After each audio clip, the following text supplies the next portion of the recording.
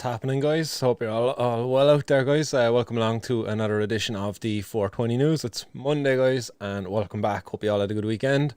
Apologies again about the absence there on Friday, guys, but as I say, I just had to focus on the college work, meet a deadline there Friday, and I suppose it's good to announce that I managed to meet that deadline, and I managed to enjoy some sunshine too on Friday as well. So I hope you did, guys, and as I say, I hope you had a good weekend. Audio not working. No worky. Audio no wormy. What's the crack with my audio? Is my audio not going out to you guys? I see Mr. Always is saying there out on YouTube it's not working. Is it coming through on Facebook? Or do you have your phone turned down, or whatever you're listening to me, is it turned down, Mr. Always? That's happened once or twice before. Yeah, Mr. Always, maybe turn up your phone or whatever you're listening to me on, if you can't hear me. Jack is saying it's all good for him out there anyway. So I hope you're all doing good out there, guys. Audio's good over on YouTube as well. Happy days. Yeah, man. I don't know, Mr. Always. This one's for you, man. Hopefully you can figure it out. Oh, a few. I thought I was after forgetting the old source of ignition. So happy 420, guys. Maybe 2 or 3 minutes belated there, just but nonetheless, it's 420 August somewhere.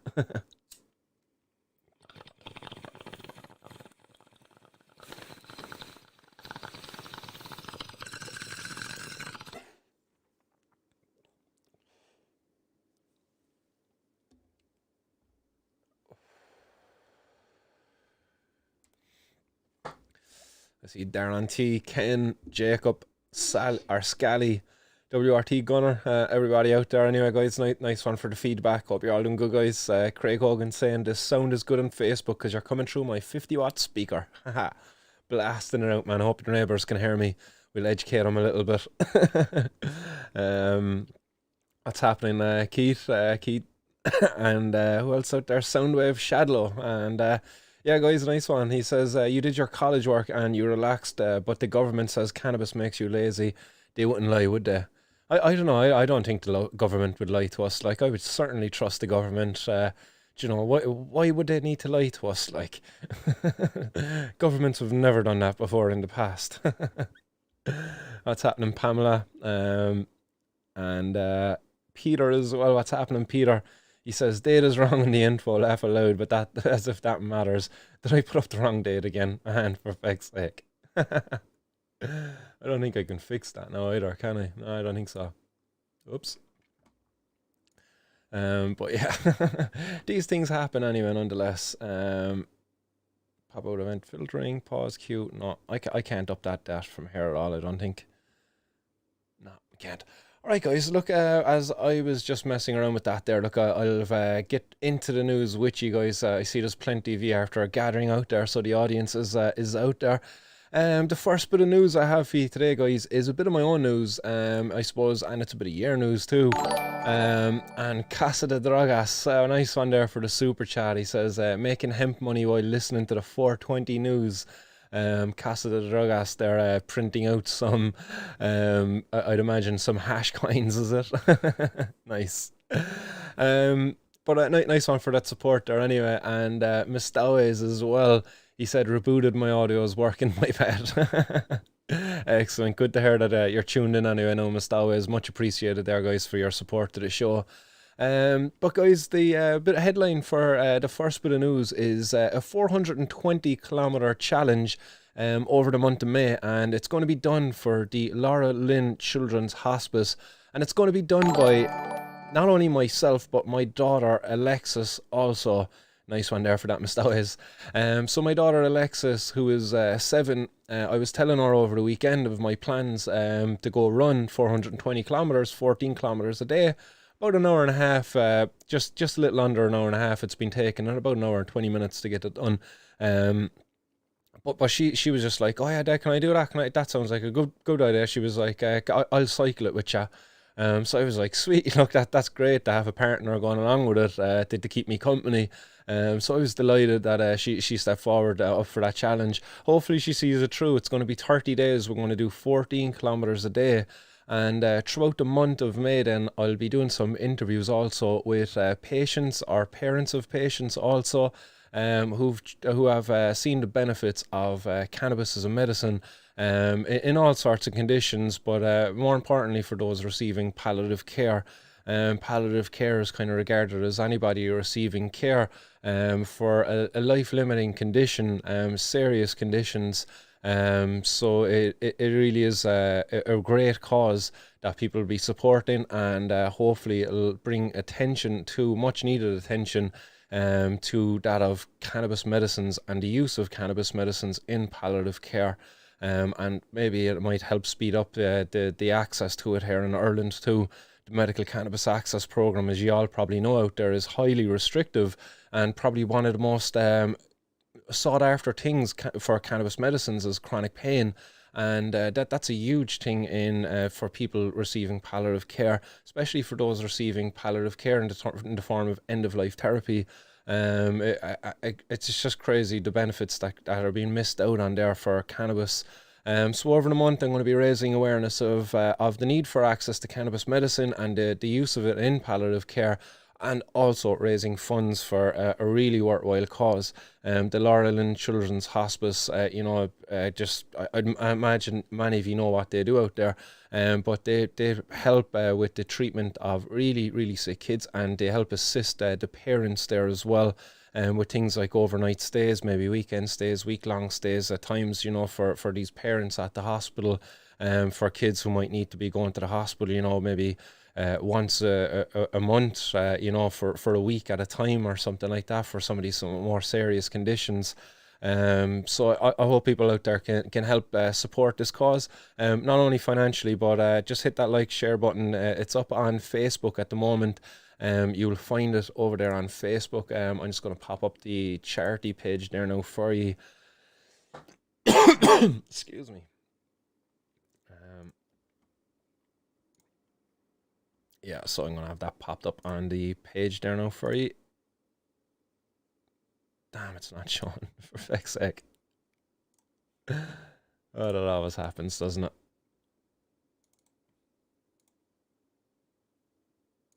Just show you that. Oh, that's another child. That's a later on story. But where is the Chrome? Boom, there we go. That's the one. That's the one I wanted to show you. Jeez, apologies there for that, guys. But there you go. That's the charity fundraiser page. It's Alexis and Martin's fundraiser for Lauralynn. So that's going to be one of the ways in which you can make a donation. And then I've also set up a page, but it hasn't been confirmed yet, over on donate.ie. So this will be up and running there soon. You'll be able to find it through this website there. Through www.idonate.ie/Alexis and Martin's 420 kilometer challenge. Through that, then you'll also be able to make donations through Apple Pay, PayPal, and a couple of other sources there as well, if you don't trust paying through Facebook and supporting through Facebook. Just wanted to make more options available there for that, guys. So that's myself and Alexis, guys. We'll be engaging in that. We'll be starting this Saturday. We'll be doing our first 14 kilometers this Saturday. We already done one actually 2 days ago, just as a practice run, a bit of a warm up. And we've done it several times before, so I know that Alexis is well capable of doing this. It'll be me that'll see this one. Will be as a tough one. I haven't run this far before, at least not consistently. I've certainly been jogging before, and the only consistent jogging I did before was maybe 20 or 30 minutes at a time.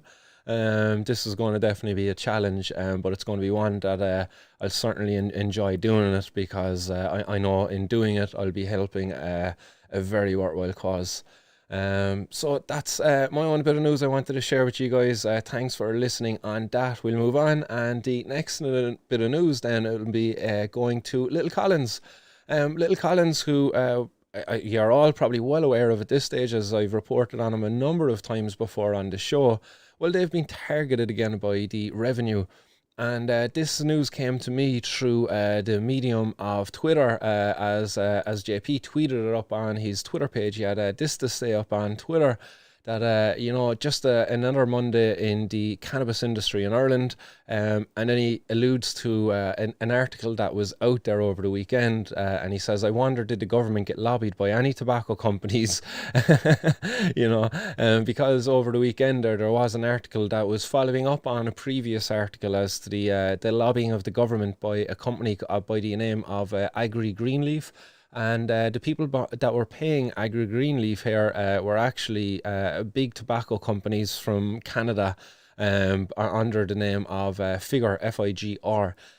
So these big tobacco companies were buying and selling tobacco to people like the Chinese National Tobacco Company, to Philip Morris. So like a massive industry here, big kind of corporate suits, like not the people you want to be lobbying our government for cannabis access anyway, that's for sure. They certainly won't want to be seeing me or you growing our own cannabis. So that's what he's alluding to there. But in that tweet, he also attached to it this photograph, which was a photo of a letter he had received. And the letter is informing him of over 6 kilos of what the revenue is saying is cannabis that was seized on the 22nd of April, which was this month, so just Thursday last week. This was seized. So I'd imagine he just received this letter here this morning. It must be quite distressing, quite annoying. I couldn't imagine like 6 kilos of cannabis is something that you can keep on having to lose in that kind of business, I'd imagine it's quite burdensome to carry that. You think the Irish government at a time when we're going into a bloody recession, like, to be fair, like we're in a recession. If the pandemic wasn't here right now, if the pandemic went away right now, we're in a shitty recession, and we need to be encouraging people to be able to create jobs and things like that. The CBD industry is one that's fucking thriving worldwide. And the Irish government are continuously tormenting some of the people here that are at the forefront of the industry, trying to get it up and running, doing their own little thing. Little Collins being just one of many companies being targeted. You've Nurture by Nature, you've got the Funky Skunk, you've got Puff and Stuff. There's numerous companies out there that have been targeted. You've got the Cork Herbal Products. They're run by Ferg, who again, like, they can't even get their business up and running. They can't receive card payments. There's so many ways in which they're being targeted and stigmatized and been discriminated against. Their ability to take part in the global CBD industry, it's really been limited, and that's terrible. Like, that's terrible for our people here in Ireland. Like, it's terrible for jobs, it's terrible for our taxpayers, because our taxpayers are paying for this shit. Our taxpayers are paying now for the storage of the cannabis that's after being seized from Little Collins to be used as evidence in a court case against Little Collins, paid for again, but yet you, the taxpayer, is this good use of your taxpayers' money? Do you see benefit at all from this? Where's the benefit in limiting jobs for the Irish people? Where do we benefit at all from this? Like, this is a travesty. It really is. Like, and people like Frank Fee and Stephen Donnelly, Helen McEntee, the ministers in charge and overseeing what is the Misuse of Drugs Act, together they could put together a plan to remove cannabis from the Misuse of Drugs Act in order to allow our farmers here to more competitively engage in the global cannabis market, and to take away the criminals out of it, because the criminals are main people who benefit actually from prohibition, while our society pays the price largely for it. Young people recruited into drug dealing at a young age, it just is fucking really annoying, because then we have stories like the next one, as I say, we have kids being recruited into the drug dealing, but the next one then is there's warnings being issued about edibles cannabis containing edibles, or edibles containing cannabis, after teenager is hospitalised, and this is going back to a story that kind of broke there last week, but this is a warning that's after coming out again now by the FSAI, the Food Safety Authority of Ireland. Again, this is money, this is a message paid for by taxpayers' money. Mine and your money out there. Like, if you're ever gone out and paid VAT, if you bought anything in Ireland, that's just gone into the tax, and that's used for this kind of messaging. And mainly the messaging that should be going out there is actually, we need to end the prohibition, because the criminals are selling cannabis-laced jellies to our kids. And that's what's going on, if it's going on at all, like really, like. But they're actually not, like, what the messaging is going out there is to try to warn parents, oh, there's criminals putting jellies into these colourful and very appealing packaging in order to appeal to your kids to buy them. No, they're not doing that. No, they're not doing that. They're doing it because that's the market they're trying to appeal to. They're trying to appeal to just the people who will consume cannabis jellies, like. And yes, colourful packagings, that's for all ages. Like, don't tell me that's in an age sensitive thing like that. That as an adult, when I walk down the sweet aisle and I see all those colourful packages, I'm like, oh, look at all those jellies, like, all that colours, like, Skittles, like, taste the rainbow, like, you see those colours, like that. That's what's going on, like that's a psychology. Like, when you grow up, like, you don't grow out of that stuff, like, carries on with you, like, and the marketing people know this too, like. And so again, like, if the FSAI really want to be getting a message out there, should be to the regulators, put policy in place so that we can protect kids, put an age limit in place on the sale and supply of cannabis. And if you want to regulate the packaging of cannabis, like, similar to what you do to tobacco, then so be it. Like, I would have no issue with that conversation taking place at all. I would be very happy if that kind of conversation was taking place where cannabis was being sold in a regulated market. That would be much better use of our taxpayers' money to be having that conversation happening. But no, sadly they're not. And what do we expect? For drug dealers to have morals, is it? People engaging in the illegal sale of drugs out there, they have to have morals. They're not to sell it to kids. Come on, like, in fairness, like, by just the very nature of what they're doing, they're breaking a law. You can't expect these people to have morals then, really, can you? Like, that's why you need to regulate and control the industry that way then, because, I can trust my pub when I go down the road. If I go down the road and I buy a pint, I can trust the person at that pub that they're following the regulations that are put in place, and that they're not going to do me harm, that the product they're going to sell me is going to conform to the quality standards that I expect, that are there to protect me as a consumer. And why can't we afford the same protection to drug consumers out there, rather than wasting taxpayers' money putting out these wasteful messages, warning parents about what? Oh, there's packages out there with jellies and they might have THC in them. How's that even going to, like, the parents, like, your kid goes out the door, as I say, you as a parent, once they're out there with their friends, there's very little you can do then. Like, you can tell them about it, you can warn them about it, but really, like, if they want to take it, they're going to take it. Like, the best thing you as a parent could actually do in turn is campaign to our government to put protections in place, an age limit in place, a point of sale where the person selling it is a responsible person, not the current situation where they're sold by criminal gangs, like, and you expect criminal gangs to have morals and not to sell your kids fucking thing. Oh man, really, like, get off the stage. Like, these people are fucking idiots, like. So it was the Food and Safety Authority of Ireland anyway has issued a warning for consumers about the dangers associated with eating the edible products containing cannabis after a teenager required hospital treatment following serious adverse health effects.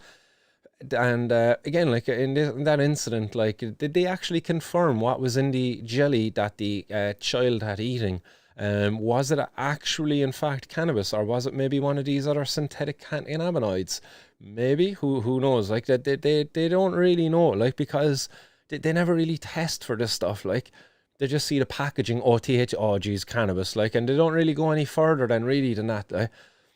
This warning comes following a number of recent incidents whereby edible products containing significant levels of psychotropic cannabis component tetrahydrocannabinol were intercepted by the Gardaí and Revenue Customs Services.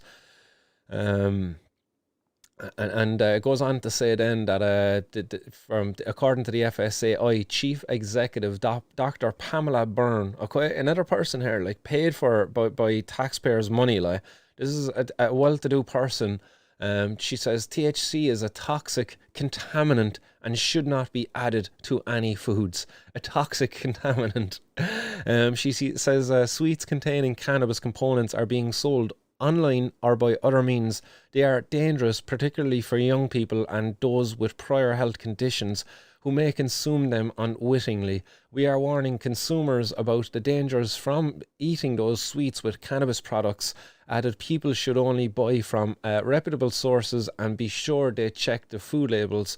THC is not classified as a food in the EU and is as a controlled substance in Ireland, she says.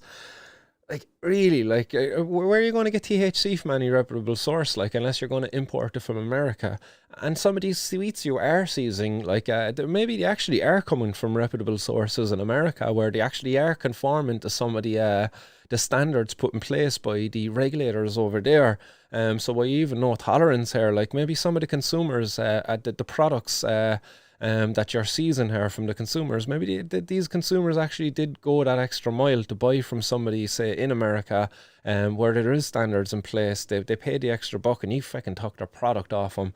Or maybe carried out a controlled delivery because somebody ordered in maybe a month or two's worth of jellies or something like that, because they suffered with chronic pain, or maybe they had some form of maybe asthma or something like that, where I don't know, like they needed cannabis and they didn't really want to be smoking it. Like maybe they had some sort of an issue there with their lungs where they couldn't actually smoke it, even though some people out there with asthma actually say smoking it or vaping it is very beneficial to them, so I won't get into that one.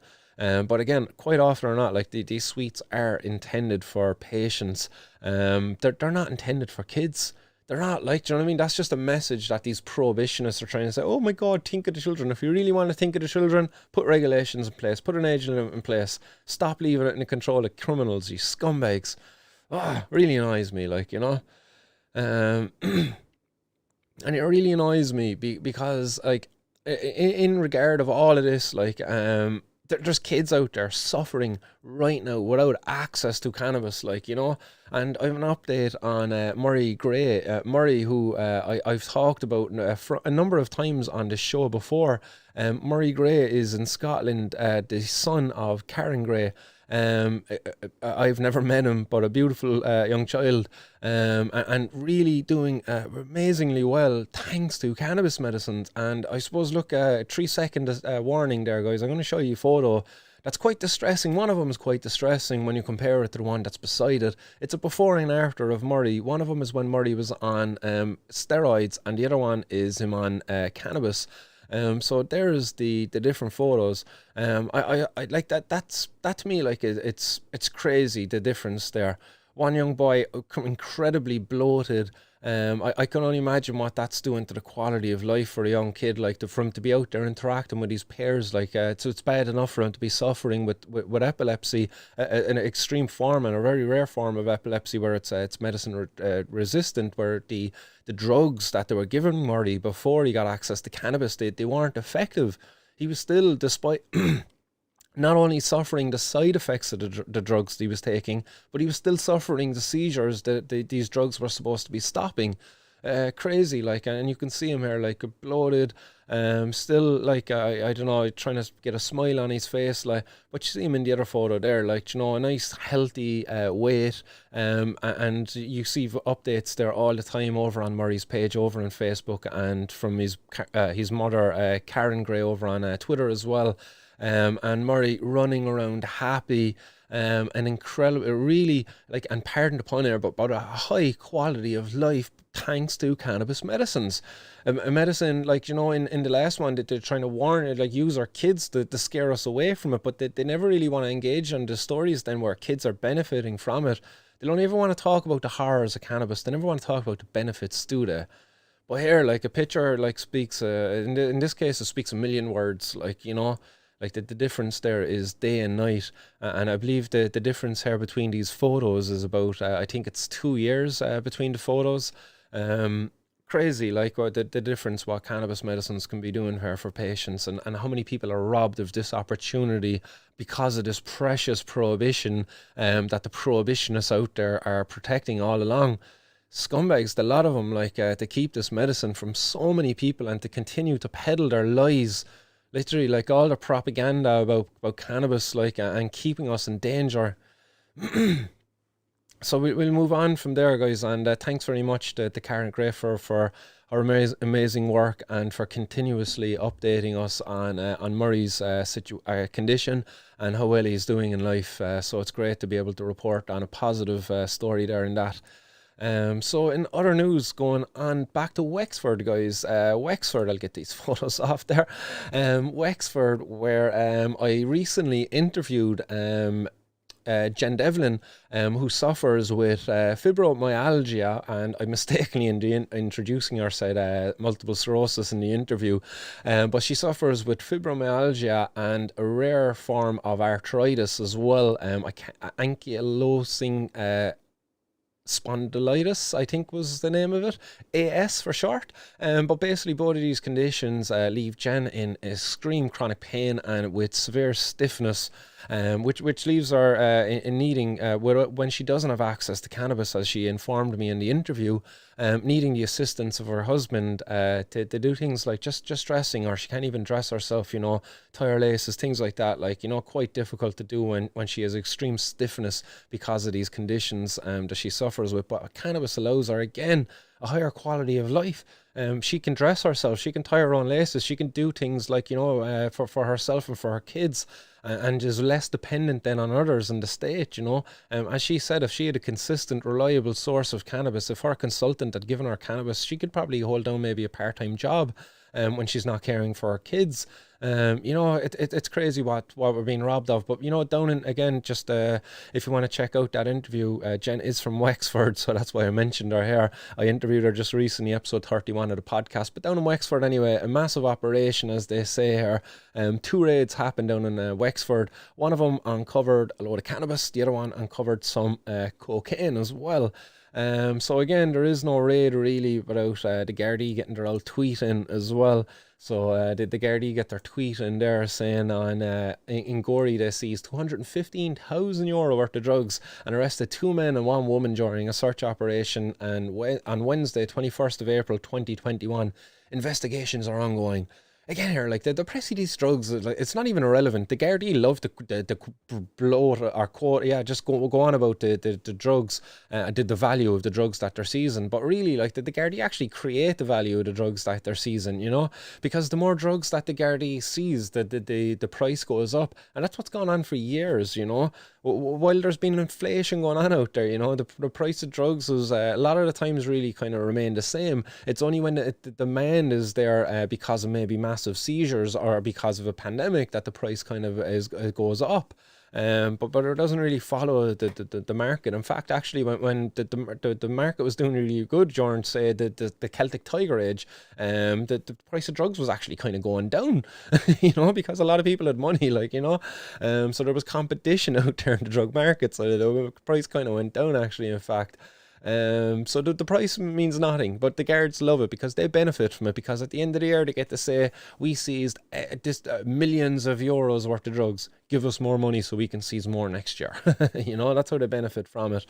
But in one part of the raid anyway, they seized 100,000 worth of plants, 100,000 worth of cannabis, 5 kilos to be precise, and a quantity of suspected cocaine also at the same property. A man in his 40s was arrested and taken to the Gorey Garda station and is being detained there and questioned under the Section 2 of the Misuse of Drugs Act, or whatever it is, the Drug Trafficking Act. And in a second search then, and I suppose in the first search, the cannabis that was found there included some plants as well, I believe. So you see there are quite a number of plants, and it's quite young plants too. And again, how many of these were actually destined for patients? What harm are people doing in growing these plants? Really, why is the government feel the need to intervene here in these people and what they're doing? It shouldn't be the case. What a waste of fucking time. In the second one anyway, there was 70 grand worth of coke, and you see it here, 70 grand's worth of coke. It doesn't even look like a lot. It looks like a tiny amount in all fairness, crazy. As I say, the value, it's only goes up because of the Gardaí. if you were able to go down to your chemist and get cocaine, I'd imagine you'd probably get it for a penny. Do you know what I mean? The stuff it wouldn't be worth anything. It's prohibition that gives it its true value. Nice one there, Podge, for that, you legend. And he says, I hope everyone is well, and make sure to like and share there, everybody. So yeah, there you go, guys. Like and share. Make sure you do to keep Podge happy. I hope you're doing well, Podge, but nice one to see you tuned in. But as I say, guys, what a waste of time down there in Wexford. All those cannabis plants now going to be destroyed, samples taken to prove that they're cannabis, but a lot of it's just going to be destroyed, again, paid for by me and you, the taxpayers. We're going to see no benefit from this. How are we benefiting from these plants being destroyed? How are we benefiting from the patients who some of this cannabis was probably destined for, now not getting from it? As Jen said herself in that interview, and again, it's very relevant here, Jen is from Wexford. She had no cannabis for the last 4 months. 4 months this woman has been without access to a reliable source of cannabis medicine. So she's been suffering as a result. As she says, when she doesn't have cannabis, she's more reliant on her husband and she's less independent for herself. That is terrible for anybody out there who doesn't know what that's like.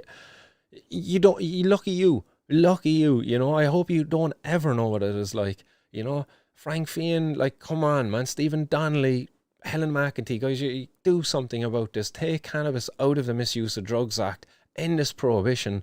These people are suffering. Like, there's people out there who could be growing cannabis and creating jobs. There's a massive industry that's there to be that's just going to really just explode. You know what I mean? It's just going to grow all over the country, and people are just waiting for it. So come on, do what the people want. You're elected by us. You're supposed to be representing us, and you're not representing us currently. Like, if the government was to carry out a poll, if they were to do their citizens' assembly, which they were promised to do, they would really see now that the public's opinion it doesn't support their narrative. Their current narrative is reflective of a small minority of people in our population, and it's really hurting our communities. And it's got to change, man. It really has to change. And Jamie, legend, man, he says, imagine being told you can't have your life-saving medicine because someone else doesn't like it. Like, exactly. Like, imagine what that is like. Like, for any parent out there, for any patient out there to be suffering and knowing a plant could bring you benefit. Like, your choice is to be suffering while being an obliging citizen and following laws, and in pain as a result of that, or breaking a law by growing a plant and at least having a pain-free life, but now you're in fear for yourself because of the state. As Jen said, like, she chose the former, you know, she chose the suffer on in pain, because, as she says, she's kind of has her neck in a noose in a sense. Even if she gets caught with her medicine in her house, if the Gardaí were into her house and catch her with cannabis, she could be chucked out in her ass, because she lives in a council house, and the council have rules. If you break the laws, if you're a drug addict, if you're a drug user, well, you can't live in a council house apparently. And some councils are more enforceful of their rules than others apparently. So she's in fear. Literally, like, imagine that. There's patients out there, people out there living in fear of our government. That's not the way to be. Again, in that interview, Jen alluded to a very alarming thing, that two undercover Gardaí, plainclothes detectives, the drug squad, knocked at her front door and intimidated her out of engaging in the democratic process and holding a protest to raise awareness of her struggles, of her suffering. They intimidated a patient, a woman suffering in pain, crippled, can't even dress herself, and two well-abled, healthy, you know, undercover Gardaí knocked at her door and intimidated a woman at her home. What a shameful state we live in today in Ireland. Oh, I hang my head in shame when I heard that. Like, oh, I couldn't wait to get her onto the podcast to have her share her story, because that really made my blood boil when I heard that from her. She messaged me one evening just being like, oh, Martin, what'll I do? I'm torn here. She was like, you know, my heart is telling me one thing, but my head is telling me another thing. She's like, I really want to hold this protest. She was like, but I'm terrified. She was like, I don't want to be arrested. I don't want to be fined. I don't want to have my house raided. I don't want to have the guards target me. And so she didn't do it. And she still now lives in fear even more, because she thinks now that they're watching her social media, because that's where she posted it. Shameful. Shameful that this is what the Irish state is doing. You know, there was a big thing there not about maybe a week or two ago on RTE, a bit of an expose around the state keeping details of campaigners for children, autistic children, I believe it was. Well, where's the expose here? Gardaí calling to the door of sick patients who can't even dress themselves, are reliant on carers to help them with just those basic things you do in life, such as dress yourself. And the state are sending out the guards to their door to intimidate them from engaging in the democratic process and highlighting their plight, their struggles, because of poor policies that see patients suffering because they can't get access to what is a very effective bloody medicine, that is cannabis. Oh, I'll be out again very soon protesting again, guys. Sorry, hear me out. On the 11th of May, I'll be out, and I'm going to do it on the day of Bob Marley's anniversary. Again, it's another Tuesday, and I hope it's going to be a beautiful day. Hopefully, it's another sunny day, much like today. But I will be out on Tuesday. I'll have a location to announce very soon. It'll be in Cork City anyway, that's for sure. We'll be blasting out the Bob, remembering the man himself, and doing it in protest for a plant that he spoke out so much for. And all of the benefits of it. Do you know, Bob, he's dead now 40 years. I believe he's dead as a 40 years, something like that. Crazy, like quite a long time anyway. Is it 40 years? Jeez, no, I don't think it is. Maybe it's 30 years. Jeez, I'm going to have to look that one up now, seeing as I'm holding a day and he's on her.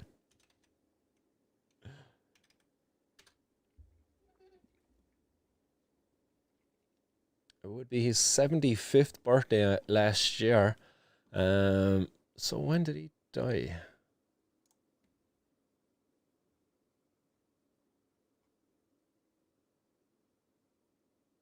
Oh, he was 40 years. Yeah, geez, 1981 he died. I didn't think it was that long ago, actually. Fucking hell, that was 40 years ago Bob Marley died, so this year. Wow, I thought that it was myself and one of the other guys, Paradise Paddy, and we were planning this, and he said 40 years, and I thought he was mistaken, and I never actually checked it up, and I just checked it up there. 1981, Bob Marley died. Jeez, and thinking about it that long ago, and he was talking about the benefits of this plant, like, and it's the healing herb, it's the healing of the nation, you know what I mean? And he's dead right, man. So we'll be out on the 11th of May anyway, protesting in his honour. And for all of the many other people out there who need access to it. So let's drive on there. So we'll go on, and Killarney is the next spot. We got some news there for you. Suspected cannabis and cocaine worth €40,000 seized during the search of a Killarney business premises. And this was sent to me there by the Legalize Cannabis Kerry group.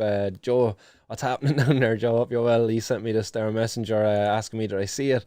And here you see on the table about I don't know, was it like 2.5 kilos of cannabis or something like that on the table? No, it wouldn't be 2.5 actually, because that would be worth more than 40,000. There was 26,000 worth of cannabis and 14,000 worth of cocaine. This was seized along with a weighing scales and a small quantity of plastic baggies. All of the suspected drugs are now being sent for analysis. No arrests are yet being made, but Gardaí are saying that they are following a definite line of inquiry. Was there a pun there? A definite line of inquiry. Hey, go on the Gardaí. They love it, don't they? You know what I mean? With their joint operations and their lines of inquiry. Oh man, what will we do without this? Like all of these lovely puns now when the war on drugs has end. Like, do you know the Gardaí? They won't be able to make puns about rapists. Like, do you know what I mean? It just doesn't have the same comedic effect, does it? You know what I mean? it doesn't. Like, you know, just try it. Go on, I'd love to see them try it. But they do it all the time with the drugs. But this again, this cannabis waste of time being seized and destroyed. But this highlights again the failure of prohibition, because it's putting two drugs, polydrug use. It's a very harmful thing. We need to educate people as to the dangers of this. And instead, no, we have a prohibition in place. We have a campaign of misinforming people as to the misinformation around the dangers of these drugs. And instead of just informing people as to how to use them safely, and you know, obviously, always the best thing around any substance is it's probably safer not to do it. Alcohol, tobacco, sugar, caffeine. Do you know what I mean? It's probably better to abstain from all of these things.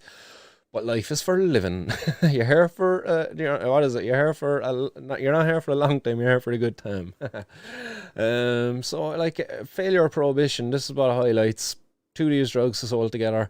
If cannabis was legal down in Kerry, maybe somebody like our buddy Joe would be able to open up his own lovely cafe down there, be able to contribute to the community and, just give back, maybe they'll be out there once a week doing a little cleanup. The boys go for a 420 stroll with their plastic bags and their rubbish tool pickers, you know what I mean?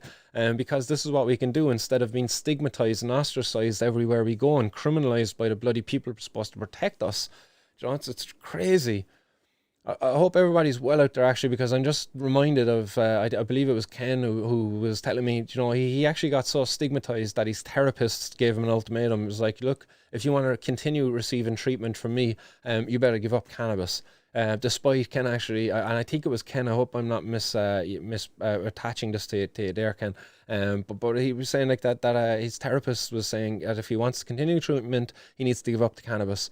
And despite Ken saying that the cannabis was actually beneficial for him and it was helping him, and he was asking his therapist, hey, can you maybe get me a legal license here for this because I would be more at ease?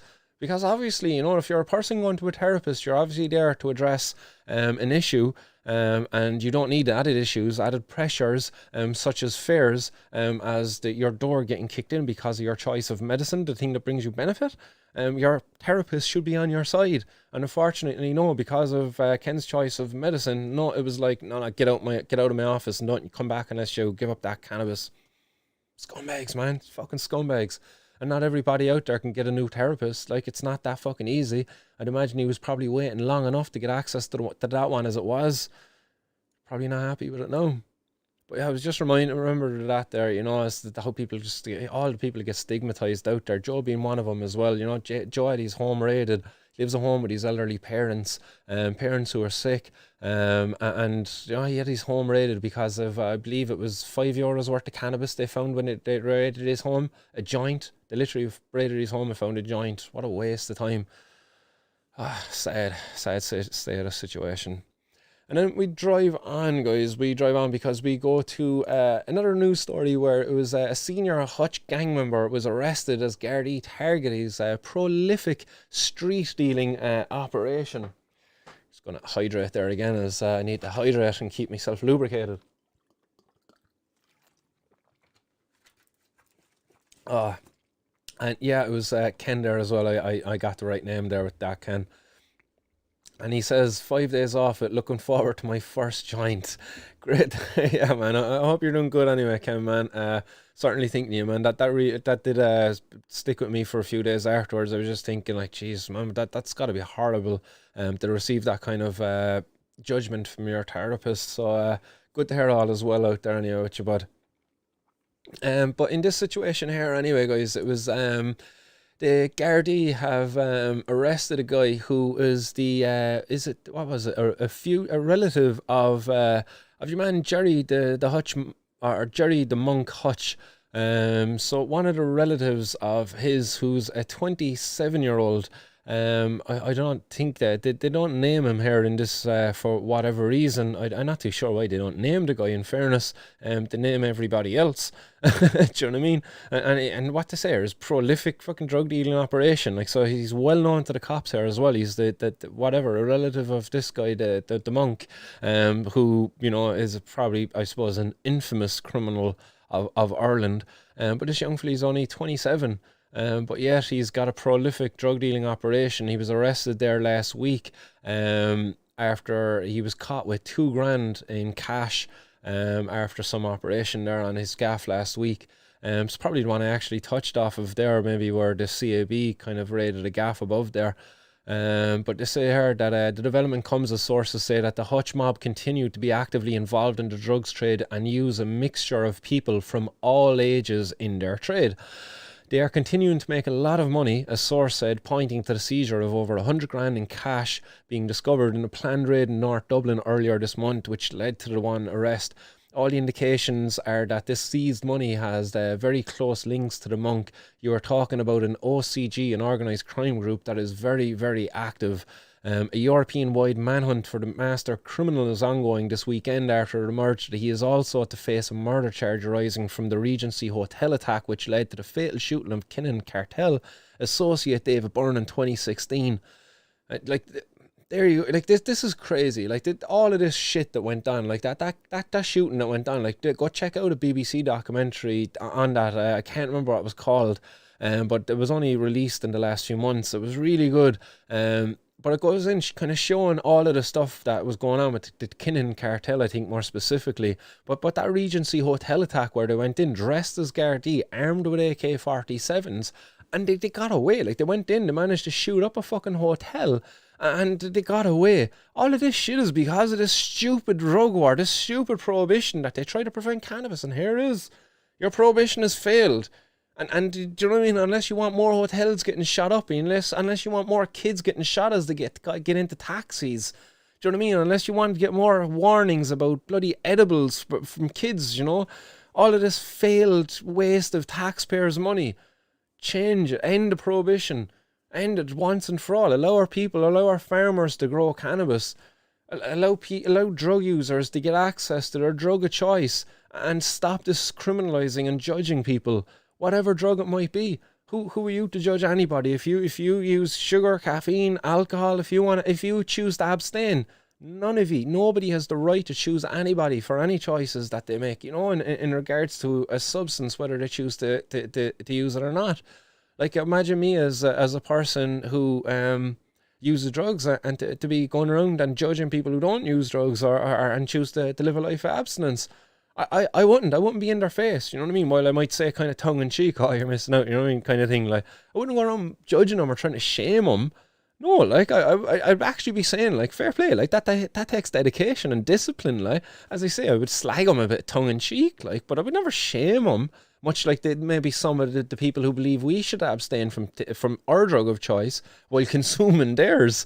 No, like, this shit needs to end, like, because all it's doing is funding fucking the criminals, the drug gangs that are going out there, and they're terrorising our streets. Our Gardaí are powerless to do anything about this. How long has this been going on? Like, your man, the Kinnans, like, they're all over the world now. Like, their gang is over in America. The bloody DEA and all of this shit, like the CEA or the CIA. Do you know, all of these guys, like, they know about the Kinnans and everything. Like, that's how big their gang is after getting. Like, all of this growing and stems from this fucking prohibition on drugs. Why? Like, why do you support this, Frank Fian? Why do you support this, Helen McEntee? Why do you support this, Stephen Donnelly? Why do you support the prohibition of drugs that's literally giving a golden goose egg to these fucking criminals? Like, you're literally just giving them the goose that lays the golden egg, like, and that's what prohibition is. Silly, like, it needs to end, like. And, you know, in another completely separate kind of operation above there in Dublin, there was 104,000 worth of cannabis that was seized in another joint operation. Again, as I said, they love their old puns. But this bust happened after an apartment complex in the Ferryman Crossing area of the North Inner City, where the Gardaí and Revenue Customs Service were involved in what's known as a controlled delivery. So basically they dress up some revenue officials and Gardaí as a postman, and they carry out a delivery. You sign for the drugs, and they're like, we gotcha, so you're nabbed. It's like, you know what I mean? Oh, very high-tech stuff, lads. But in this controlled delivery, there was 2.5 kilos of cannabis herb with an estimated street value of 50 grand, which had come into the country via the postal system.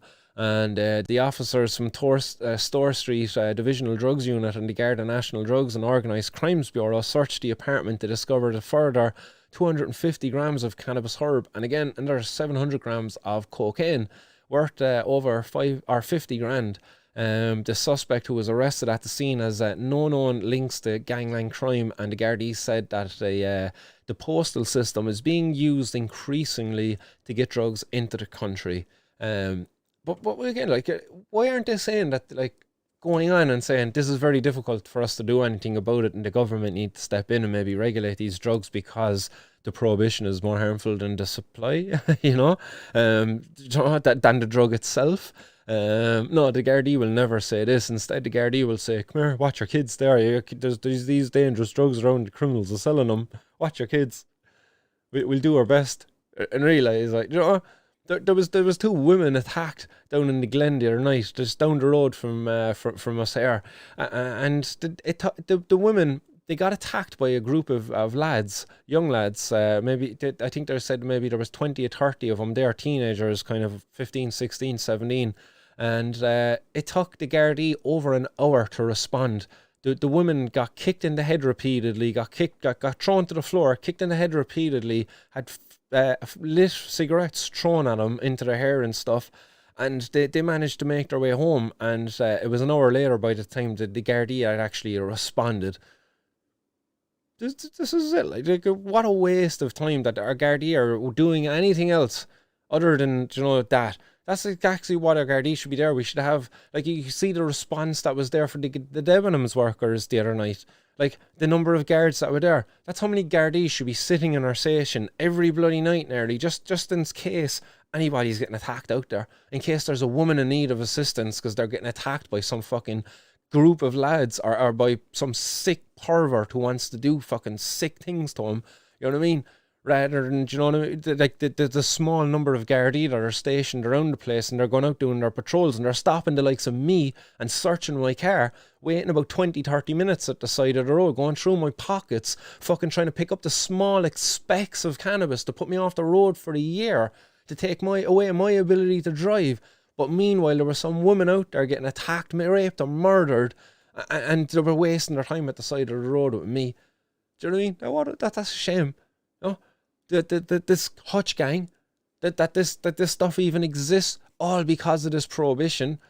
Do you know? The same thing that's making our Gardaí less effective at policing our streets, wasting so much bloody time. Like, it's crazy to think, like, the police are not there anymore. They're not in the public's interest. Like, do you know, this idea that they're there to protect you, like, really, you see the water protests, you see the Debenhams workers, like, you see all of this stuff, like, their position now in society, it's really becoming clear, like, it's to keep us in our place. That's what it's been. It seems to be like, it's really becoming more and more clear. That the Gardaí up there, we're just doing our job. Really, like, come on, you're just doing your job. Is your job not to protect and serve the public? Do you know? To keep law and order, like, you know, and I suppose really to keep law and order. No, it's to protect and serve. Like, come on, like, the way in which the government are acting currently, like, it's not good. They sent in in that instance with the Debenhams workers, they sent in the state, the Gardaí, in order to break up what was a peaceful protest, and an effective one at that. These workers had believe they have a right to get their redundancy that was promised to them by their employer. And there was stock inside in that shop that they were protesting in keeping there. That stock, you know, if it was wanted sold, that could be enough there to cover their redundancy, and then some probably. But no, the state sent in our Gardaí, who were supposed to protect them, instead to protect the interests of a failed fucking private company, like a company that's after leaving Ireland. Shaming them, like, shaming our government and shaming the country for doing this, like. But again, like, you know, I don't have very high expectations for them, to be honest.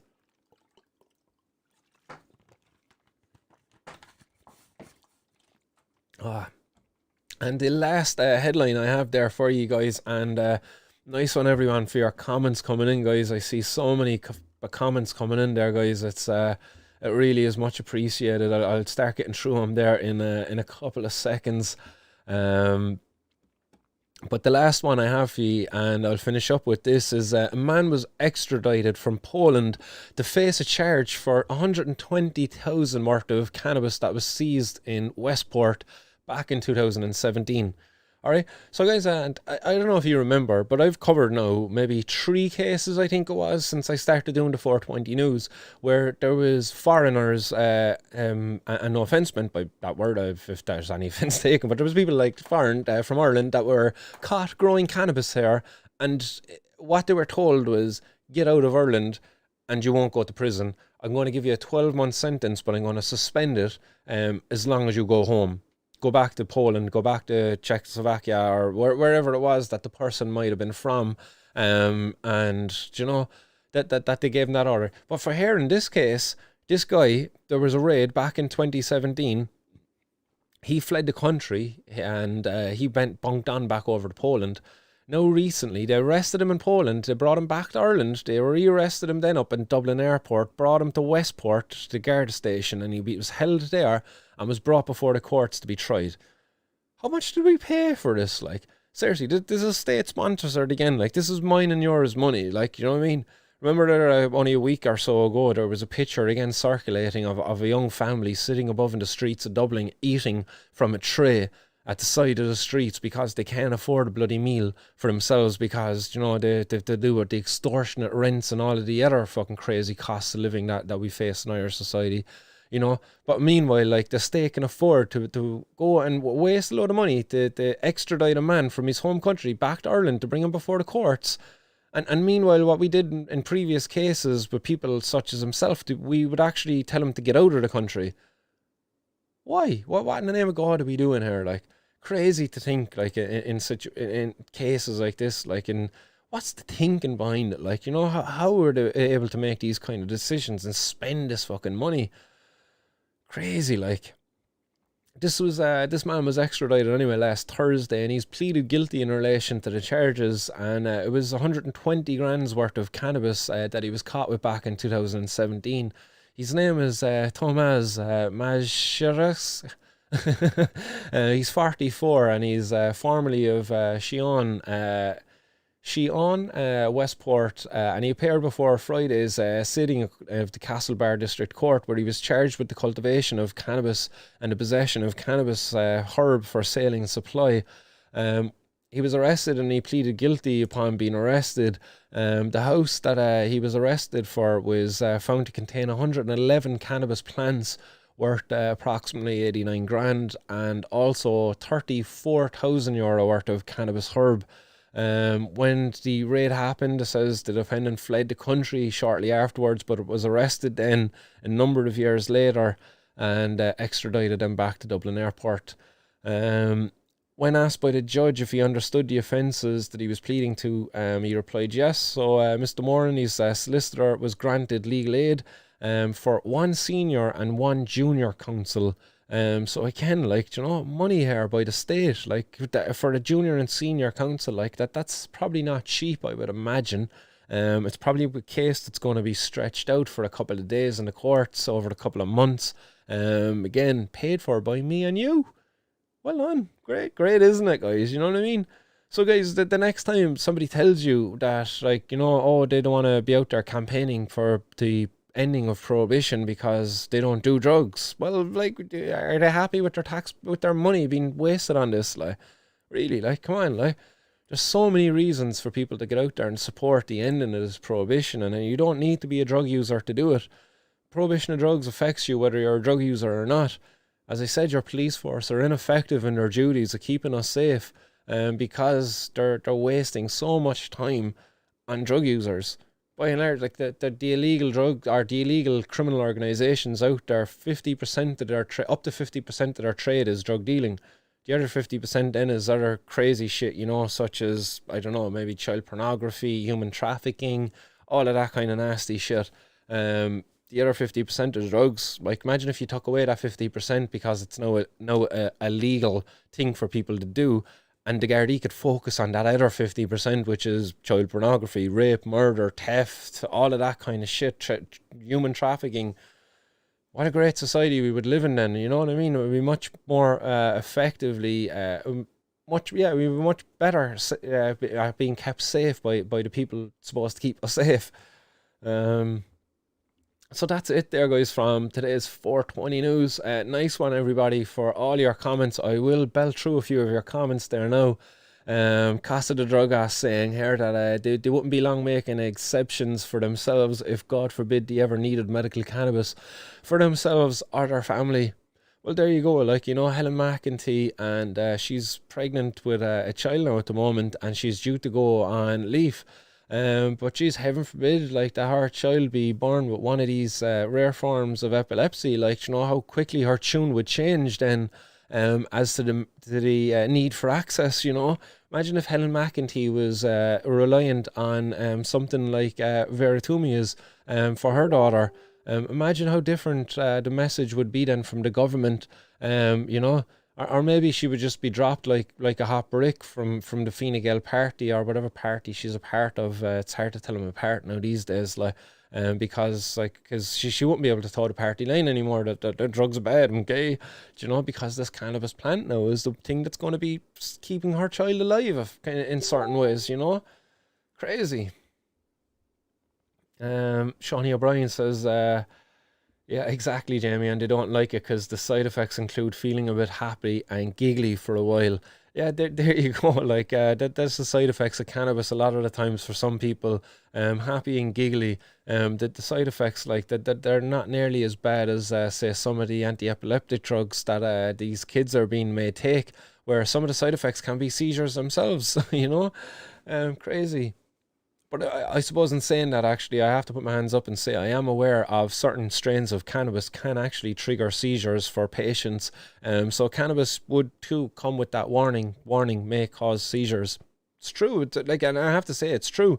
But again, that's why there needs to be more information and education out there for people. And that warning is aimed purely at people who are epileptic.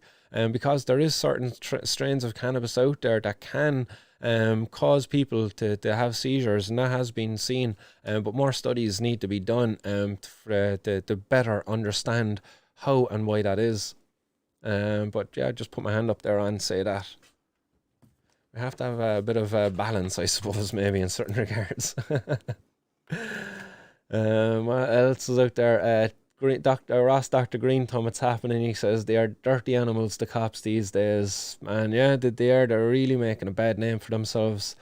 Shining in a Bucket says TG4 had a thing there for 420 on their Instagram. Did anyone come across it? I was very surprised.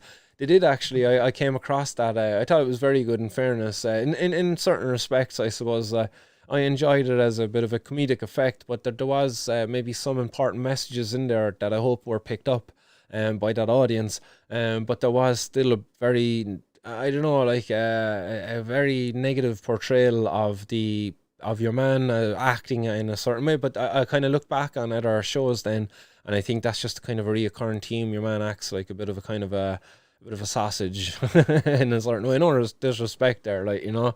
But it's like the sham kind of an actor, you know. I don't know.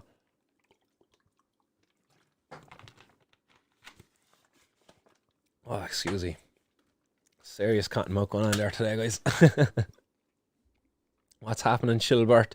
Chilbert is chilling in the bat with a spliff and enjoying the show. Chilbert, I will say for one, I am incredibly jealous of you, man. I would love to have a bat. I've been having showers for, geez, I can't remember now how long it's been since I had a bat. I think it was the last time I had a bat was when I stayed in the hotel in Dublin, actually, last year for Eating with the Enemy, December. So actually, yeah, and I had a joint in that bat, actually. Yeah, oh man, that's so enjoyable. Yes, legend. Enjoy anyway, man. Eleanor Simmons, because of the affair, people have become a cannabis refugee and moved to another country as a result. Here is a list of the best places to grow cannabis inside the confines of Europe: the Netherlands, Ukraine, Czech Republic, Italy, Spain, Belgium, Malta, and Armenia. So there you go, guys. That's some of the best places coming in from Eleanor Simmons as to where you can grow cannabis indoors in Europe. Keita Halloran, what's happening? He says, it looks like there's no more heroin in Ireland, all weed and coke. They're up to something. Mustawa says, yes, 420 cleanup crew would be feckin' fantastic for raising positive awareness. I'm down. There you go, guys. That's a good way of protesting, you know, like as well as meeting up at 420 for a smoke. Do it with some bags and that little claw thing, you know, for picking up the rubbish, and go around, smoke your spliff, play your music, you know what I mean? Blast out a bit of Bob Marley or whatever kind of music you like to listen to when you're smoking a bit of the herb, and pick up rubbish. And it'll be interesting to see what'll happen then if the cops come, like, you know what I mean? And they're going to want to search your bag of rubbish that you've just been cleaning the street. You've been going around cleaning the street, and they want to come and search your bag of rubbish and get it all on video.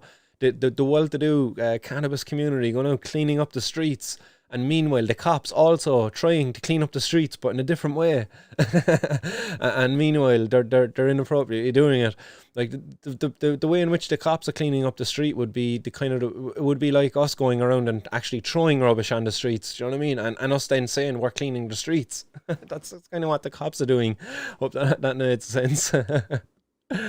But yeah, a nice one for that Mustawa is maybe that's something we can coordinate there as well at some stage, or maybe over the summer months. Maybe once a month there, we pick a day and we all do it in our own respective areas. Let's come up with a good name for that. Let's really put our heads together and really cook up a good name. Let's get creative. Something that really kind of gets the message out there. You know, we're the cannabis community. We're not criminals, and you know, we're here to, and we're going to do well in society. You know, part of that is cleaning up the streets. You know, so I don't know, we can get a nice catchy little name there for that campaign. You know, to clean up the streets. Ronan, what's happening, Ronan? Ronan says all mental health sectors will do the same when cannabis is mentioned. Happened to me when I said I stopped their meds and used only cannabis for a year when for 2 years their meds didn't work. Well, there you go, man. There's more of it. Like, there's so many people out there like yourself that are kind of raising that same issue. When they bring it up with their mental health provider, the service there, their therapist, they're kind of like, no, you can't be using cannabis. Cannabis is going to be actually causing your problem. Jesus is like, you have to give that up now and make sure you take twice as many of our drugs now just because you were on cannabis. Now we have to make sure, like, you know, our drugs work. Crazy, like, you know. Nice one for that, Renan, and hope you're doing well, bud. Mustawa says we could stink the place out with chronic buds, and when people come to harass us, just inform them to grab a bag and help. That's it. Like, yeah, that's it. It really would change their tune. Hey, you over there, you smoking that weed? Yeah, but I'm also picking up rubbish and just smoking a bit of herb and listening to the tunes while just picking up a bit of rubbish because we need to keep our streets clean. I care for my environment and I hate about all this plastic and rubbish around the place. That would really change their tune, wouldn't it? Like, and imagine the media picking up on it then, like, you know, a bunch of stoners down in the park today, you know, picking up rubbish. It'd be fucking very different headline, like to the Garda raid one, wouldn't it? Renan Harris saying as well, Dr. Denny's team in Cork is ridiculous for it, and the oral presentation of psychosis team up in Gran. Nice one for that. So there you go, guys. That's a heads up for anybody out there who might be seeking treatment from Dr. Denny's or the oral presentation. Is it presentation? Yeah, up and anyway above there in Gran. So yeah, be wide of those guys. The Enlightened Mank. What's happening, the Enlightened Mank? Hope you're doing well. It says that at Martin's World, the government war on drugs is against natural healing chemistry, and the government can give the public bad, unhealthy, toxic, cancer-causing shite and make their money. There you go, guys. I would agree in most there with that there's certainly, I don't know, a denial of access here to what is a very effective natural remedy for many conditions. Most important one, stress. Fucking cannabis can do many amazing things to alleviate stress. And we all know stress is probably one of the biggest killer of men out there, and probably a woman, because it causes knock-on conditions then there afterwards. And they got by preventing access to that and maybe allowing access to things like alcohol, which is a depressant, by the way, and cuts you off from your emotions and will probably lead on to developing stress and other issues there later on. You know, yeah, certainly there is a prevention of access to a naturally healing chemistry in the cannabis plant. You're fucking dead right there in that. And yeah, the government are okay then with other bad, unhealthy, toxic shit then in the form of tobacco, sugar, alcohol. They're okay with these other drugs, but they're not okay with cannabis. They're not okay with psilocybin mushrooms. They're not okay with ayahuasca, you know, amazing, fucking very healing, therapeutic medicines that have a lot to offer society, but we're denied access to them, aren't we? Pods as well is saying great weather for growing, boys and girls. Don't forget the girls. Yeah, certainly, guys. I hope you're getting your seeds popping out there, guys. And yeah, it certainly is fucking glorious weather out there.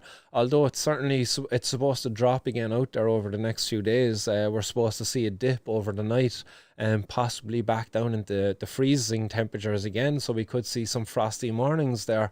So just a heads up on that, anybody who is doing a bit of outdoor growing, maybe a bit of advice: if your plant is still very small, you can get a 5 litre container of water, you know, those big jugs, cut the arse off it and go out, put that over your plant, and that'll give it a little dome, and that might be able to give it enough protection there from frost. So if you've got any outdoor plants, there you go. That's a nice little tip for you. Just get a little dome, such as, again, a 5 litre bottle of water, cut the arse off it, put that over it. That should give that extra layer of protection where it would survive a bad frost. So yeah, that's just my little gardening advice there. We hope it helps somebody. I've already dropped hundreds of hemp seeds all over South Dublin. Excellent, and that's coming from Mistowes. Delighted to hear that, man. Get those photos in there as they pop up. I was sent in some photos there actually, and I should have included them on today's show.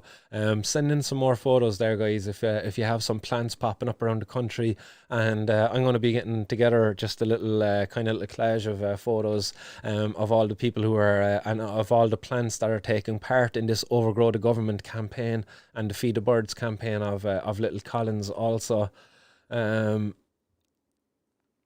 King Green says our Garda station is closed by night. The nearest station is over 30 kilometres away. There you go. What good is that? Yeah, 30 kilometres away. So if they drive at top speed, maybe they get you in 10 minutes. What good is that, yeah? Like, if you're getting attacked, like, and you're after being beaten badly, like, your attackers are after getting a 10 minutes head start there now to get away. Great, isn't it? Like, that needs to be seconds, like, the response time.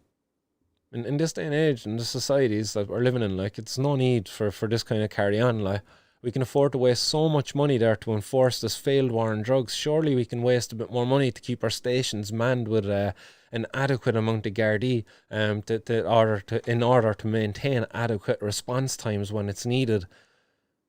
Isn't it always better to have it and not need it than need it and not have it? Shining in a Bucket says, Martin, would you get much unwanted heat for doing this? Not that I know of.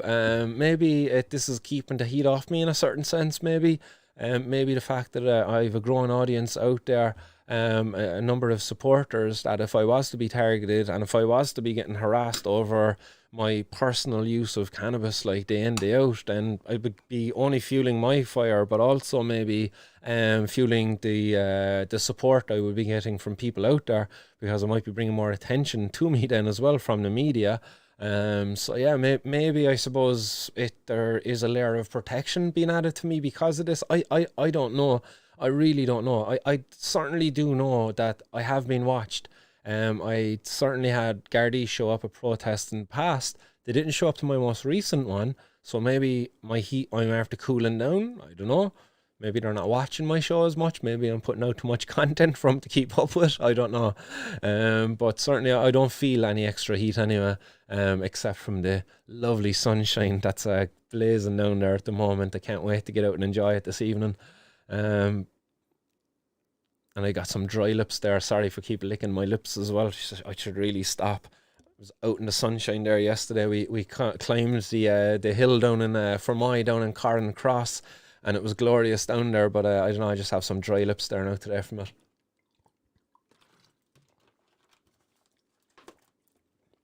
Get a bit of aloe vera there now and gel onto it in a minute. Other comments coming in there. Has anyone noticed there's no real trolls here? I think that says something. There you go, man. That's it. Like, there's a good community out there, guys, and I certainly haven't had any real issues from trolls on here. Maybe 1 or 2 episodes in the past that I can think of, but to be honest, how many episodes have I done now? I'm probably upwards of over 100 now at this stage. So that certainly says something. Jeez, nearly caught me breath there. WRT Gunner 43, thanks Martin for another brilliant episode. All the best, miss. Chat later, elbow bump. Boom, there you go, man. Nice one for tuning in as always. Great to have you, boy. Chilbert says, thanks Martin, was a very medicinal bat, laugh out loud and awesome. Thanks. Hope you have a CBD bat bomb. I heard they're all the craze these days. And then you can go have a nap on your CBD pillow. What's happening, Paul Lefwick? He says, you mustn't tell your doctors you smoke because it's illegal, not to squeal. That's not right, actually. You know, the doctors have a patient confidentiality, so if you tell your doctors you're using an illegal drug, yeah, they can't go and squeal on you. And that's not illegal for the doctors to do that. So yeah, I think their protection of the patient is more important. So I don't think they have to inform the Gardaí. I think that would be illegal if they inform the Gardaí. Unless that's what you're saying and I'm misreading you, but yeah. What's happening, John Finnegan? Hope you're well, bud. We'll have to watch back. He says, howdy everybody. And Sean O'Brien, he says, there's plenty of Class A addicts who managed to get off them with the help of some good bud and concentrates, 100%. Would be great if we could highlight that aspect of it to everyday folks too. And that's something I would love to set up myself, actually, would be a rehab. A nice retreat out set in the countryside, a nice a kind of a farm setting, if you will, where the people at the rehab would be able to engage in some just meaningful work where they could learn some lifestyle skills such as planting plants, harvesting plants, processing plants, growing them, you know, everything to do with growing plants and maybe even taking care of animals too, all of that kind of stuff. While also, you know, growing and enjoying cannabis as part of their process of coming off of maybe harder drugs. You know, that would be an amazing facility to set up and run. There is such facilities operating over in America and Canada currently, and they are showing promising results. You know, people going in addicted to very hard drugs, very damaging, life-threatening drugs. And using cannabis then to reduce the reliance on those drugs and often times completely come off those drugs. Crazy like that. We don't have that being explored here in Ireland. But again, it would be something I would love to do someday maybe. Billy Burndred says, I want seeds. Head over to feedthebirds.ie and you'll be able to sign up there to that campaign, and you'll have some seeds sent to you by Little Collins. So that's who's managing that campaign there now. So do sign up to that and you'll be able to receive your very own hemp seeds in the mail, cannabis seeds, and you can grow your cannabis plants then and plant them out where it can hopefully grow and produce hemp seeds for the birds to enjoy.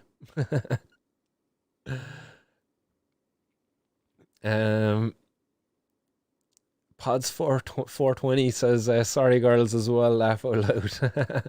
Yeah, using them 5-litre bottles myself, very handy. There you go, man. That's it. Good to hear, and I hope the plants are doing good. John Finnegan, who's the new young lad presenting the show? That's me. Don't you recognise me, man? That's the young lad, man. Looking... Whoop. I don't know if you're a bit late to the show, John, but I'm going to be doing a 420-kilometre challenge over the month of May, so I had to streamline, like, you know what I mean? I had to cut off the excess weight, so that every gram counts, like, you know? I had my scales out, you know, my little, my herb scale, and I was weighing the hair as I was shaving it off, like, every gram counts, man. Can't be carrying extra weight when doing 420 kilometres, like, us stoners are efficient, like.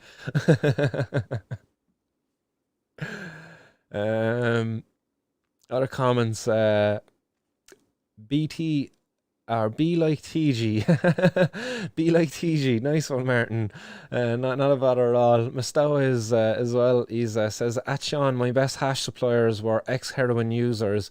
Seemed like the only thing that allowed them come off it. So yeah, that was hash to help them come off it. Crazy. But not surprising anyway. Like, it's much better than well, I suppose I'm definitely biased in that. The hash is better than heroin. To each their own. Paul Lefwick says that law is if doctors know illegal activity, they have to report it. Then interesting. I didn't know that, man. If that's news to me anyway. Shiting in a bucket. It's pronounced bouquet. Shiting in a bouquet. Is that what you're saying? Shiting in a bouquet. Okay, bud. I'll remember that one. I'll try to remember that one anyway.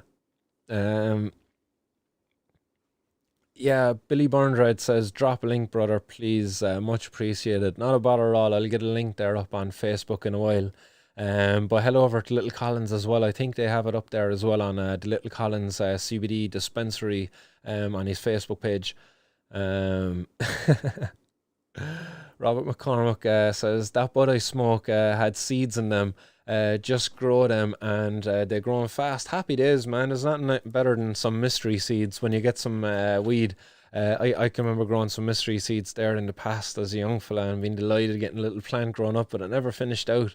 They always died. It wasn't until a couple of years later I actually kind of managed to master it.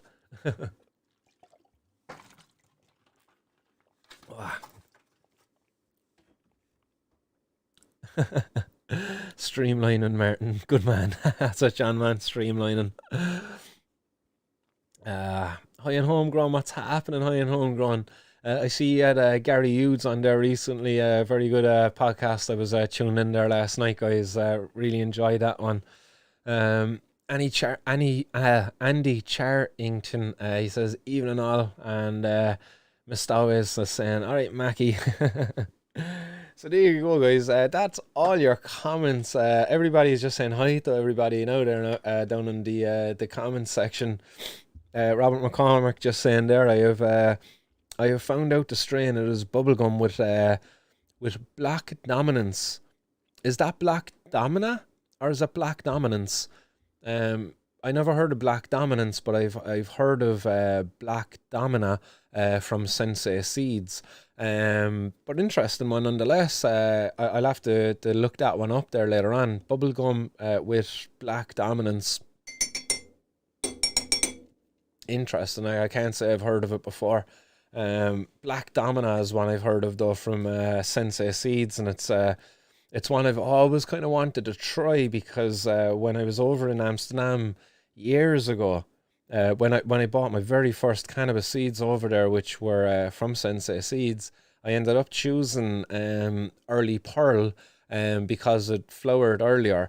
But I was very interested in Black Domina because it was 100% indica, and your man it was the strongest indica there. He was like, it'll put you to sleep, like it'll really sedate you, it'll be very good for pain and stuff. And I can remember at the time, back home, there was a family member who was sick, and I was kind of thinking of that person, and I was like, oh yeah, I should get that. But I ended up going with the Early Pearl anyway, just because it was more suited for a climate. The Black Domina would have been more indoor, and I wasn't growing indoor at that time. Yeah, I'm going to take a bowl there. Get your comments in, guys, if you want me to read them out. I just seen a load of comments just stream through there, so hopefully I haven't glitched up too much any out there.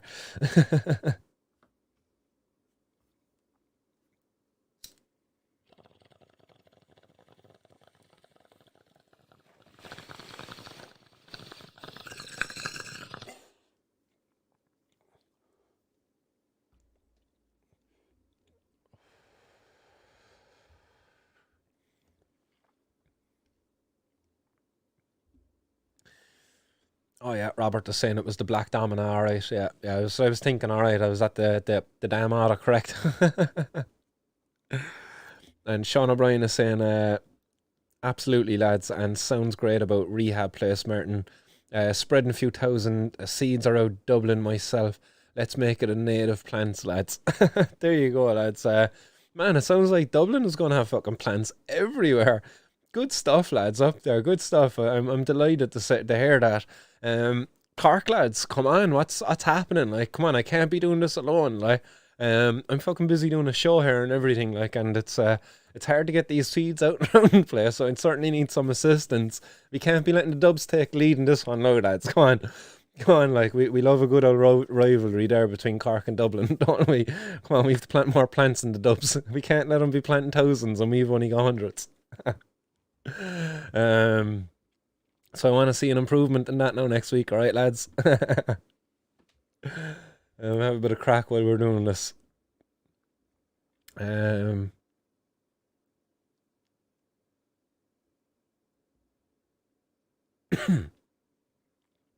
nice one for that there, Billy. He was saying he doesn't want, he didn't want this rev, but he says, congrats on the charity run. He says, we need to make this go viral. Hopefully, it'll help people see not all stoners are lazy. No, that's it. Like, not all stoners are lazy at all. Like, it's a myth that was made up, a lie that's told by prohibitionist propagandists, you know, to try to discredit us and make us look bad. Oh, the lazy stoners. Like, in fact, like, that I was only reading earlier, and it was a story I was thinking of included, but I covered it in previous news stories. As to the twin study, a study that was done in twins, I believe it was done in Switzerland, but there was another one that was done in the University of Missouri. Yeah, I believe it was the University of Missouri, where they followed twins from the age of 11. There was a couple of hundred sets of twins in the study. And what they found in it is that there was very little evidence actually to suggest that cannabis causes a lowering of IQ, or to suggest that it causes a person to drop out of college or education at any point, or to be less motivated. There was very little evidence shown from that. These a number of twin studies now. So again, like, we don't need myself and my charity run to be able to show this. Like, this has been shown in studies. Scientific studies have shown this. Like, they haven't proven it, but they've shown it.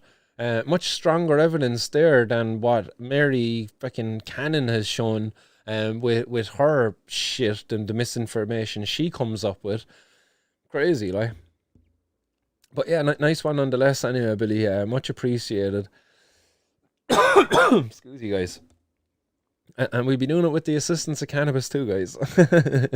Gonna have to do something to help me with the inflammation that'll be coming, and I'll be certainly making some balms to be rubbed into the joints, to the ankles, and I'll be certainly utilising both CBD and THC in all aspects of it. So yeah, I'll be cannabis to the gills. And that'll be all over the month of May. So check that one out again, guys. It's Alexis and Martin's charity fundraiser for the Lauralynn Children's Hospice, if you haven't already heard it. Yeah, sorry, Martin, I'm just very stunned today. The reason why they banned cannabis is that the government don't want lazy people going around.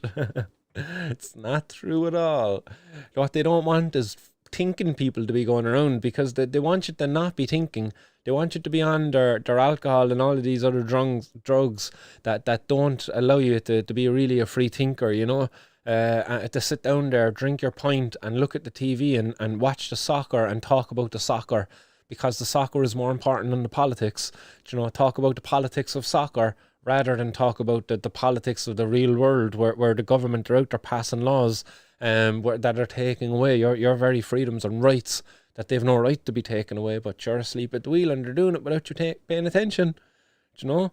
Well, us cannabis consumers, we're out there, we're paying attention, we're engaged, we're much more present, a lot of us, and they label us then conspiracy theorists and all of this because we question things more often than not.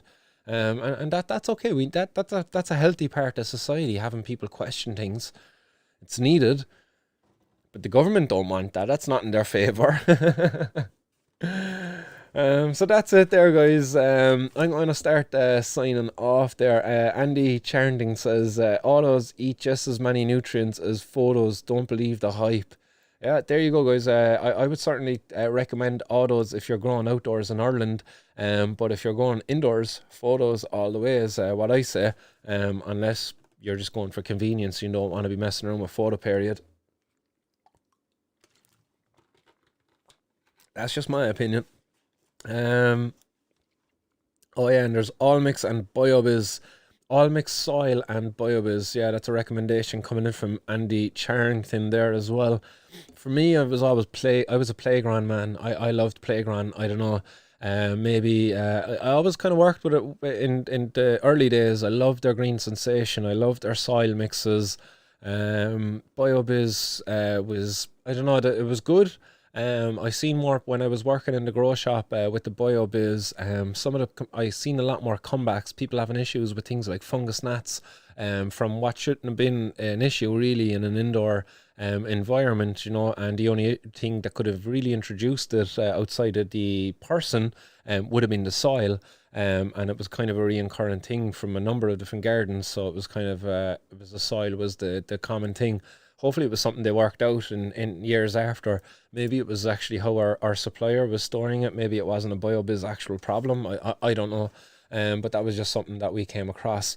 Canna as well, the canna cocoa back all many years. I didn't just put it in perspective actually as well. It was 10 years ago now. I think I was working in the grow shop 10 years ago. That was a long time ago. But yeah, that was biobiz back then.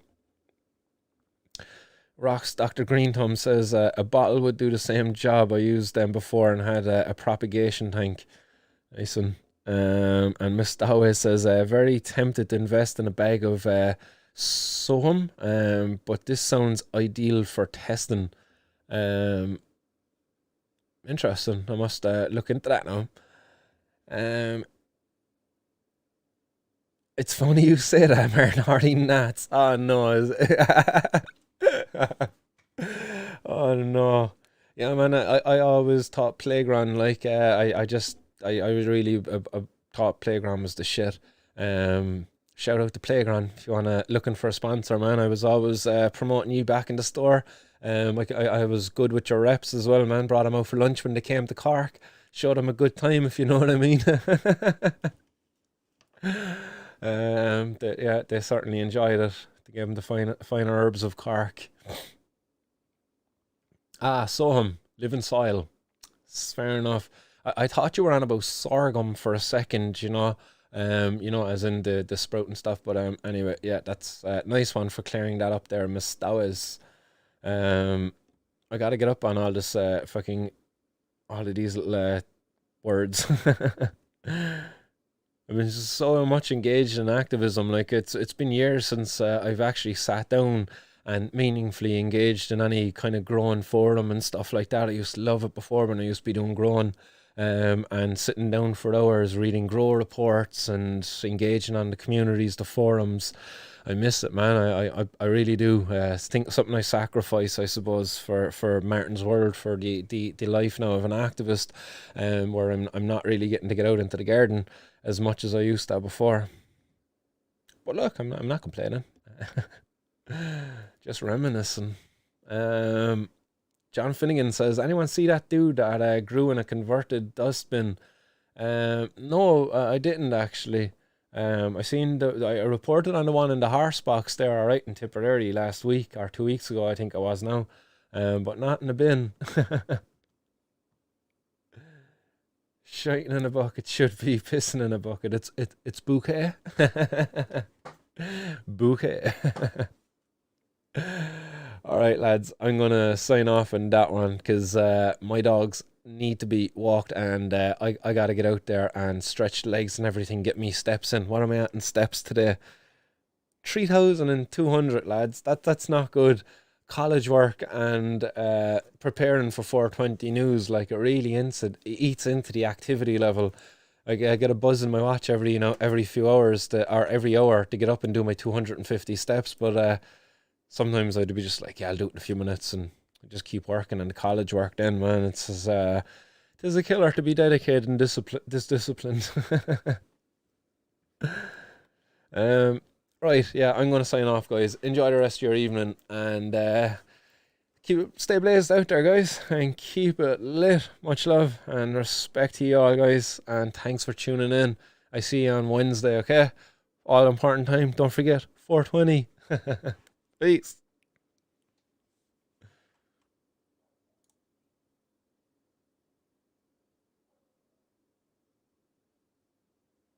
Boom.